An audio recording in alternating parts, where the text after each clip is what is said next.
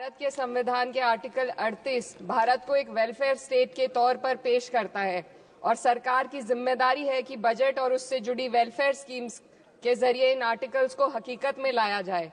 इसलिए union budget सिर्फ एक आंकड़ों की किताब नहीं, बल्कि सरकार की प्राथमिकता और वेलफेयर स्टेट के संविधान से जुड़ी वफादारी का आईना है। सरकार की जिम्मेदारी है कि इकोनॉमिक पॉलिसीज, जिनमें बजट भी शामिल है, ऐसी बनाए जाए जो गैर बराबरी को कम कर सके और सबसे ज्यादा गरीब वर्ग को सहारा दे। बजट वो लाइफलाइन है जिससे शिक्षा, स्वास्थ्य, पेयजल, social security, SC, ST, minority, गरीबों की भलाई के लिए स्कीमें चलाई जाती है। मगर ये बजट को देखकर महसूस होता है कि ये भविष्य के निर्माण से ज्यादा हेडलाइन बटोरने का एक दस्तावेज है। इससे सबसे ज्यादा प्रभावित होने वाली वही लोग पीछे छूट रहे हैं जिन्हें सरकार के सहारे की सबसे ज्यादा जरूरत थी। वो किसान जो बढ़ती लागत से परेशान हैं, वो नौजवान जो बेरोजगारी का सामना कर रहे हैं, और वो औरतें जो निजामती रुकावटों से जूझ रही हैं, और वो गरीब जो महंगाई के बोझ के तले दबे हुए हैं। This government is proudly marketing the income tax exemption of 12 lakhs. But the question is, how many Indians even earn that much to benefit from it? Only 2.2% of Indian population pays direct taxes, whereas no relief has been given in regards to indirect taxes, the burden of which falls on everyone, especially the poor and weaker section of the society. This clearly shows that this is not an inclusive budget. GST की ऊंची दरों ने आम आदमी की कमर तोड़ दी है। जरूरत इस बात की है कि खाद्य सामग्री, दवा, स्कूल की किताबें और जरूरत की चीजों पर टैक्स कम किया जाए। पेट्रोल, डीजल पर टैक्स कम करने की कोई कोशिश नहीं हुई, जिसका सीधा असर हर नागरिक पर पड़ता है। आर्टिकल 41 कहता है कि सरकार को ये कोशिश करनी चाहिए कि वो अपनी इकोनॉमिक हालात और रिसोर्सेज के हिसाब से लोगों को रोजगार दे। इस बजट ने बेरोजगारी दूर करने की दिशा में कोई ठोस उपाय नहीं दिया है। नई नौकरियों की बात तो छोड़िए, जो पहले से थी वो भी खत्म होती जा रही हैं। स्किल डेवलपमेंट प्रोग्राम के नाम पर करोड़ों खर्च किए जा रहे हैं, मगर सवाल ये है कि ट्रेनिंग लेने के बाद कितने नौजवानों को असल में नौकरी मिल रही है। सरकार के पास इसका भी कोई आंकड़ा नहीं है। सरकारी विभागों में लाखों पद खाली हैं, मगर भर्ती का कोई प्लान नहीं है।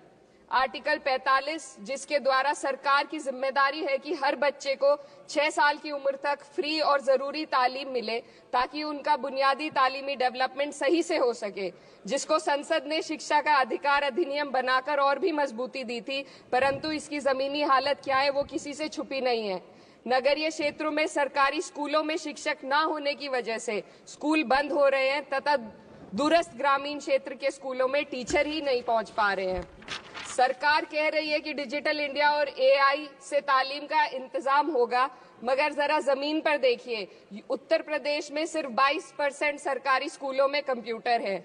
मेरे संसदीय क्षेत्र कैराना में कई सरकारी स्कूल शिक्षक न होने की वजह से बंद हैं और मदरसा एजुकेशन के बजट में 57% की कटौती कर दी गई है। क्या यही सबका साथ सबका विकास है? इसी तर्ज पर अस्पताल हैं जहां पर डॉक्टर नहीं है। आर्टिकल 47 अच्छी सेहत और जिंदगी के स्टैंडर्ड को बेहतर बनाने की आवश्यकता पर जोर देता है।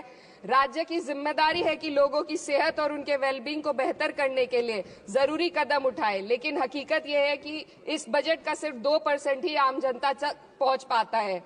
शामली जिले में 84 डॉक्टर की पोस्ट स्वीकृत है, मगर सिर्फ 29 डॉक्टर काम कर रहे हैं और गायनोकोलॉजिस्ट मात्र 1 है। दवाइयों की कीमतें बढ़ती जा रही हैं, मगर गरीबों के लिए कोई राहत नहीं है। सरकार ने महिलाओं के लिए बजट बढ़ाने का दावा किया, मगर 81% इसका बजट सिर्फ पोषण योजनाओं में डाला गया है। महिलाओं के रोजगार, उनके इकोनॉमिक इंडिपेंडेंस और सुरक्षा के लिए कोई ठोस योजना नहीं बनाई है। बेटी बचाओ बेटी पढ़ाओ का बजट घटा दिया गया, जिससे साफ है कि ये सिर्फ नारेबाजी थी और कुछ नहीं। किसानों की बदहाली हम सबके सामने है, लगातार चलती आ रही है। 2016 में कहा गया था कि 2022 तक किसानों की आमदनी दोगुनी होगी, मगर 2025 आ गया और MSP पर कोई ठोस गारंटी आज भी दी नहीं गई है। गन्ना किसानों का बकाया अब तक नहीं मिल पा रहा है, और तो और उत्तर प्रदेश में अभी तक गन्ना मूल्य भी तय नहीं किया गया है। DAP, यूरिया और खाद की कमी से परेशान किसान आज भी सड़क पर प्रदर्शन कर रहे हैं। मजदूरों के लिए जो सबसे बड़ी योजना मनरेगा थी, सरकार कहती है कि मनरेगा ग्रामीण भारत की रीढ़ है, मगर बजट में कोई भी बढ़ोतरी नहीं मिलना बहुत शर्मसार है। औसतन 44 दिन का ही रोजगार मिल रहा है, जबकि स्कीम 100 दिन की गारंटी की होती है। भारतीय रेलवे देश के लोगों की जीवन रेखा है और इसी से यहाँ के लोगों की आर्थिक एवं सामाजिक जिंदगी चल रही है। देश के हर हिस्से को रेल कनेक्टिविटी से जोड़े जाना सरकार की कल्याणकारी नीति का हिस्सा है। मेरे संसदीय क्षेत्र कैराना के रेलवे से जुड़ी 2 मांगे लंबे समय से लंबित हैं। दिल्ली शामली सहारनपुर रेल लाइन का दोहरीकरण और पानीपत शामली मेरठ लाइन का सर्वे अति शीघ्र ही कराए जाने की बहुत पुरानी मांग को बजट में शामिल किया जाना चाहिए। देश भर में बिजली की दरें बेहद असमान है। उत्तर प्रदेश में ये दरें बहुत ज्यादा हैं।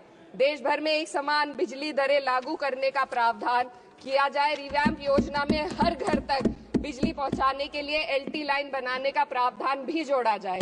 कृषि उपकरणों व खाद डीएपी को जीएसटी से मुक्त किया जाए। किसानों की एमएसपी की मांग को पूरा करने के साथ साथ उत्तर प्रदेश के किसानों को गन्ना मूल्य निर्धारण पिछले वर्ष से बढ़ाकर किया जाना बेहद जरूरी है। जनपद शामली व मुजफ्फरनगर को एनसीआर में तो शामिल किया गया है, परंतु वहां पर कोई विकास नहीं हुआ तथा उसको कोई भी लाभ नहीं मिला है। वहां के लोग सिर्फ प्रदूषण के बाध्यकारी नियमों से परेशान हैं, इसलिए दोनों जनपदों को एनसीआर की सीमा से बाहर किया जाना चाहिए। मेरे संसदीय क्षेत्र में मैं कुछ चीजें बजट स्पीच में ऐड करना चाहती हूँ। एक, ट्रॉमा सेंटर और जिला अस्पताल के अपग्रेडेशन की भी मांग है। जनपद शामली और सहारनपुर में एक महिला डिग्री कॉलेज खोला जाए। कैराना में जस्ट कंक्लूडिंग, यमुना नदी के घाट पर सौंदर्य कार्य का भी कार्य जोड़ा जाए। जनपद शामली में टेक्सटाइल पार्क की स्थापना की जाए और जो संसद निधि है, सांसदों को केवल 5 करोड़ रुपए दिए जाते हैं और एमएलए, उत्तर प्रदेश के एमएलए को भी 5 करोड़ दिए जाते हैं। हमारी मांग है या तो इसे बढ़ाकर 25 करोड़ किया जाए या फिर सिरे से खारिज किया जाए। The union budget was an opportunity to address the pressing. Sir, just 1 minute. Please, 2 more speakers are in your party. Sir, just concluding. Pressing concern of India's citizen, rising unemployment, soaring inflation, crumbling public services, and deepening rural distress. Yet, instead of offering real solution, the government has focused on optics and half measures. While tax relief for the middle class is welcome, it does nothing for the millions who earn too little to benefit from it. Education remains underfunded, rural employment stagnates, and farmers continue to struggle without meaningful support. The delays in conducting the census and caste census further exposes the government's disregard for data-driven policy making and social justice. India needs a budget that prioritizes its people, not just its economic headlines, a budget that invests in human capital, strengthens social security, and ensures dignity and stability for all.